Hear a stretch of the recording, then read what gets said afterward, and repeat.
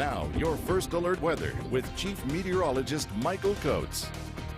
So the skies were active today with thunderstorms all across Idaho and Wyoming, and some great photos sent in by our weather watchers. This one is one of our own, Christina Davies, our weekend weather forecaster, got this lightning bolt in the Ammon area there. We saw lots of lightning around the region and some pretty intense thunderstorms as they got into the highlands east of the Snake River Plain, producing quite a bit of hail. And this is also true as it got into Jackson Hole earlier today. This is what it looked like from Renee Glick. Hailstones here at her house in Jackson Hole, and you can see here about marble-sized hail. Some pretty good strong hail there in Jackson, but also in Jackson. Look at that, a rainbow. If you look closely, you can see a double rainbow. That was sent in by Stephen Wilkinson, also of Jackson Hole. So things are starting to calm down for tonight, but we're going to fire things right back up again tomorrow. Probably just not as severe as what we saw today. In fact, the threat for severe weather is a little bit lower in the forecast. I don't foresee the severe thunderstorm warnings popping into play like we had today. And just a couple cells of energy right around western Wyoming in the Tetons for this evening on First Alert Viper radar. But let me take you topside to the satellite loop, show you that there's still quite a bit of moisture wrapping around this big ridge of high pressure over the Four Corners region, and this is all pumping into our region once again for tomorrow. And that high is going to scoot a little further to the east here over the next couple of days, so we're not going to get a direct hit of monsoonal energy, but we're going to be once again firing up a few thunder showers. We got the hot air, we got the moisture in the atmosphere, we got the recipe for more thunder showers. Let's jump right over to Vipercast. I'm going to walk you through what's going to happen tonight. I'm going to start you off at 10 o'clock.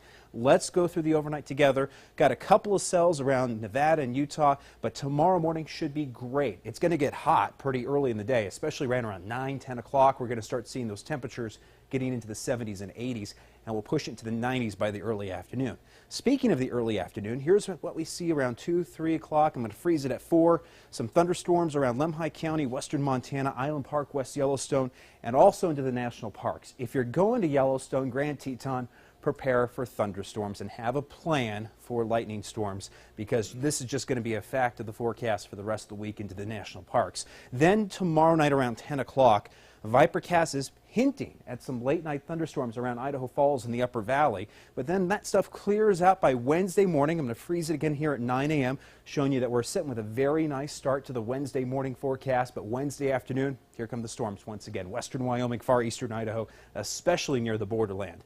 Let's talk about the lows tonight. Pretty mild. A bit breezy, though, still. We're still unsettled. 45 in Stanley, 58 at the site, and mid-50s in Rigby and Idaho Falls. Lower 50s in Jackson, and the mid-50s around St. Anthony. Mid-60s tonight for Pocatello, lower 60s in American Falls. And as we roll to the southeastern highlands, you'll notice the lower 50s around Montpelier and Bear Lake, with Afton at 50. Temperatures coming back to those hot levels for tomorrow, still above average for this time of the year. We're into the 80s and 90s. 90 for Preston, 92 in Malad, 90 in Lavawith, 91 in American Falls and Pocatello, upper 80s Blackfoot, Idaho Falls, and it could feel just a touch hotter outside with all this added humidity to the air. 85 for Rexburg, 83 around St. Anthony, and 85 in Mackay. Here's the 8-day forecast. Moving forward, you're going to notice highs here staying consistent, mid to upper 80s. We have a threat for thunderstorms tomorrow and a threat again on Thursday with some sunshine Saturday and Sunday.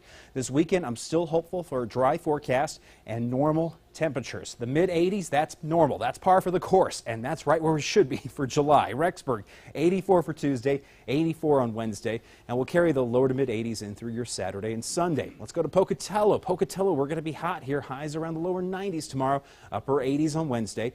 I did put the thundercloud in for Pocatello tomorrow.